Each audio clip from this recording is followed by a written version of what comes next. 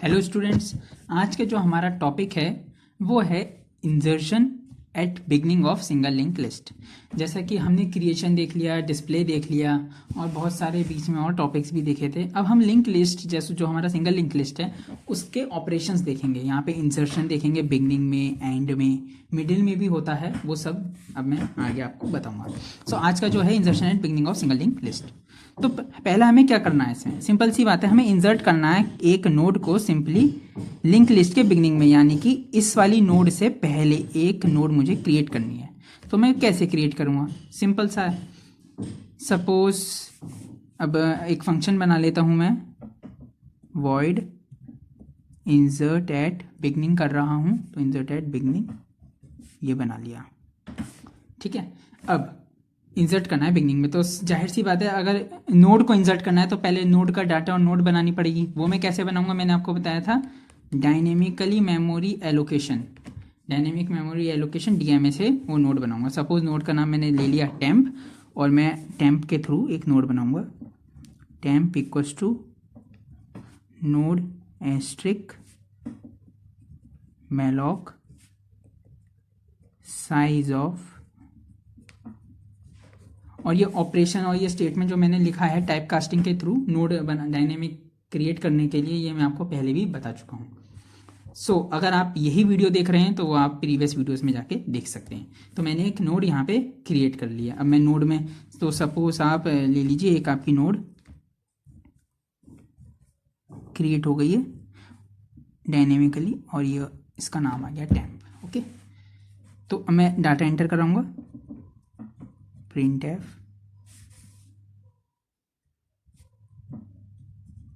Enter. हम value enter करा देंगे नोड की, और यहाँ पे कर देंगे scanf।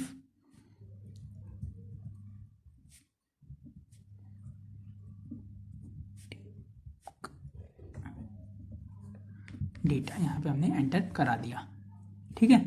यहाँ तक तो सिंपल था। और टेम्प का डेटा एंटर करा दिया, तो हमने सपोज यहाँ पे एंटर करा दिया 50, और लास्ट पार्ट में इसके हम क्या एंटर कराएंगे, जाहिर सी बात है नेक्स्ट पार्ट कंटेन करता है नल वैल्यू, तो टेम्प का जो नेक्स्ट पार्ट है उसमें मैं कर दूंगा नल। तो यहाँ पे टेम्प का नेक्स्ट इक्वल्स टू नल। और याद रखें नल हमेशा आपको कैपिटल में ही लिखना है, क्योंकि एक सी और सी प्लस प्लस जो लैंग्वेजेस होती हैं वो केस सेंसिटिव होती हैं, तो हमेशा नल जो आएगा आपका कैपिटल लेटर्स में ही लिखा जाएगा। तो टेम्प का नेक्स्ट हो गया नल। अब सिंपल सी बात है, अब आप लॉजिक समझिए, बहुत से लोग कंफ्यूज हो जाते हैं और फिर भूल जाते हैं बाद में। तो हमें अब ये बिगनिंग में इंसर्ट करना था, इस नोड से पहले ये नोड आनी चाहिए। तो मैं क्या करूँगा, मुझे स्टार्ट अभी इस लिंक पे पॉइंट कर रहा है, इस वाली नोड पे, इस नोड से हटा के स्टार्ट को पॉइंट कराना है किस पे, इस पे, ठीक है, पॉइंट कराना है। और ये वाला जो वायर है, मैं लिंक को वायर कह देता हूं ताकि अंडरस्टैंडिंग में आसानी रहे, ये मुझे पॉइंट कराना है इस पे। तो मुझे पहले यहां से लिंक हटाना है स्टार्ट का, वो इस पे, और टेम्प का जो नेक्स्ट वाला पॉइंट है वो पॉइंटर कराना है मुझे अपना इस वाली नोड पे, तब जाके ये कनेक्टेड हो जाएगा आपका। ये आप कंफ्यूज मत होना, ये ऐसे कनेक्ट है, मतलब थोड़ा दूर हो गया। उसके लिए सिंपल सा फंडा है, टेम्प के नेक्स्ट में मुझे क्या स्टोर कराना होगा, टेम्प को इससे कनेक्ट कराने के लिए इस वाली नोड का एड्रेस A1, और इस वाली नोड का एड्रेस A1 किस पे था, अभी स्टार्ट पे था।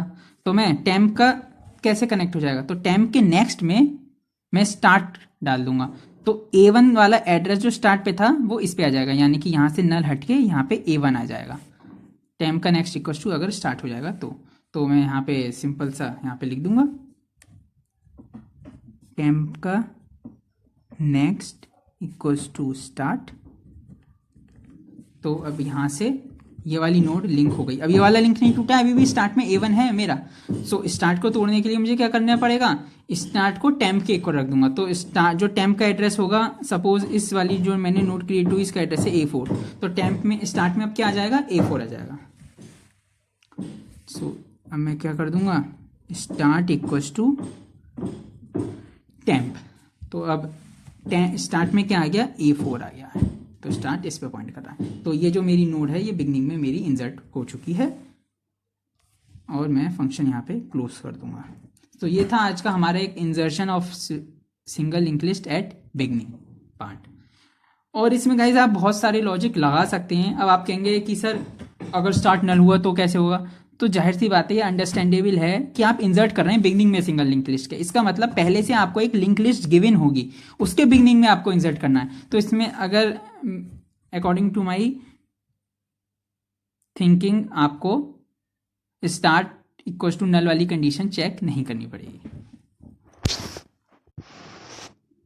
सो स्टूडेंट्स, नेक्स्ट जो हमारा ऑपरेशन है वो है insertion at end of single link list. हमने बिगनिंग में देख लिया था इंसर्शन। अब मुझे एक नोड जो होगी मेरी उसे यहाँ पे इस एंड वाली पोजीशन में इंसर्ट कराना है। यहाँ पे वैल्यू ले लीजिए 14, एंड वाली पोजीशन पे इंसर्ट कराना है। लिंक लिस्ट मेरे पे पहले से ऑलरेडी क्रिएट करी हुई है, तो मैं एक सिंपल सा फंक्शन लिखूंगा।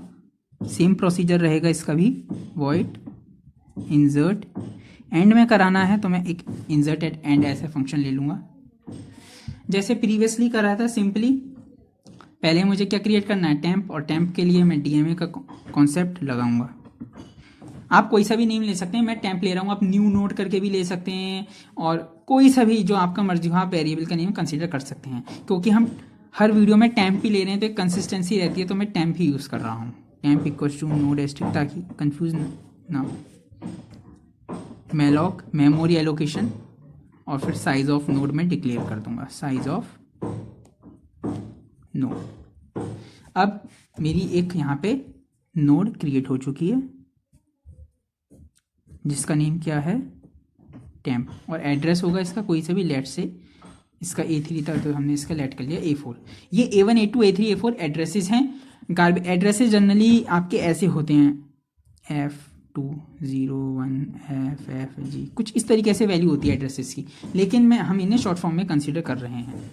सो ये हो गया। अब मैं इसमें वैल्यू डालनी है। लेट से सपोज पहले प्रिंट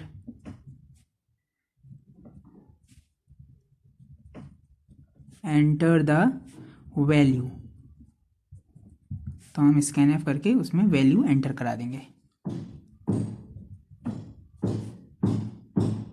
टेम्प का डेटा में हम वैल्यू इंसर्ट करा रहे हैं डेटा पार्ट में, और जो टेम्प का मतलब डेटा पार्ट में हमने वैल्यू एंटर कर दी लेट से 18, और नेक्स्ट पार्ट में जाहिर सी बात है आप सबको पता है कि क्या आएगा, नल।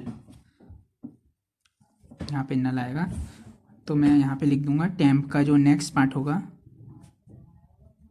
वो कंसीडर होगा नल। अब गाइस इसका भी लॉजिक बिल्कुल सिंपल है, कोई इसमें हमें इशू नहीं आने वाला। तो अब मुझे क्या करना है, पिछली बार मैंने बिगनिंग में इंसर्ट करा था, मैंने आपको बताया था कैसे लिंक स्टार्ट से हटाना है उसका और बिगनिंग वाली नोट पे जोड़ना है। अब इसमें भी लास्ट में इंसर्ट करना है। इसमें और भी सिंपल है गाइस, इसमें जो लास्ट वाली नोड है उसको और टेम्प को मुझे लिंक करना है कुछ इस तरीके से। ओके, तो इसका जो नेक्स्ट पार्ट है उसे मैं टेम्प के इक्वल रख दूंगा। अब यहां तक मुझे पहुंचने के लिए क्या करना पड़ेगा, लिस्ट को लूप चला के इटरेट करना पड़ेगा, और उसके लिए मुझे एक पॉइंटर की नीड होगी। तो लेट से ptr, तो यहां पे मैं एक पॉइंटर डिक्लेयर कर दूंगा एस्ट्रिक ptr, और उसमें क्या डाल दूंगा, स्टार्ट। ptr मेरा कहां से शुरू होगा, स्टार्ट से ही तो होगा, अभी स्टार्ट का ही तो एड्रेस है ptr में, तो मैंने स्टार्ट डाल दिया। अब ptr इसको स्टार्ट डाल दिया।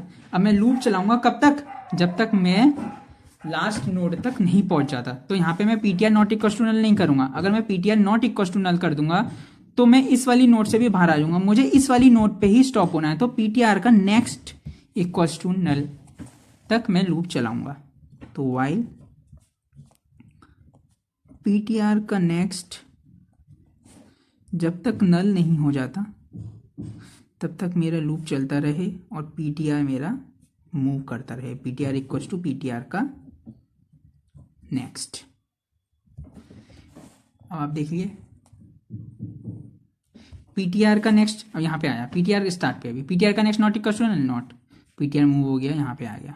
नाउ ptr का next not equal to null, yes condition true है, फिर अंदर चला गया ptr इक्वल टू ptr का नेक्स्ट हो गया, तो यहाँ से हटके यहाँ पर आ गया। Now ptr equal to null, yes, now ptr का नेक्स्ट जो है वो नल है। तो अब क्या होगा, कंडीशन से वो बाहर आएगा लूप से, वाइल लूप से, और क्या करूंगा मैं, ptr के नेक्स्ट में क्या स्टोर कर दूंगा, टेम्प।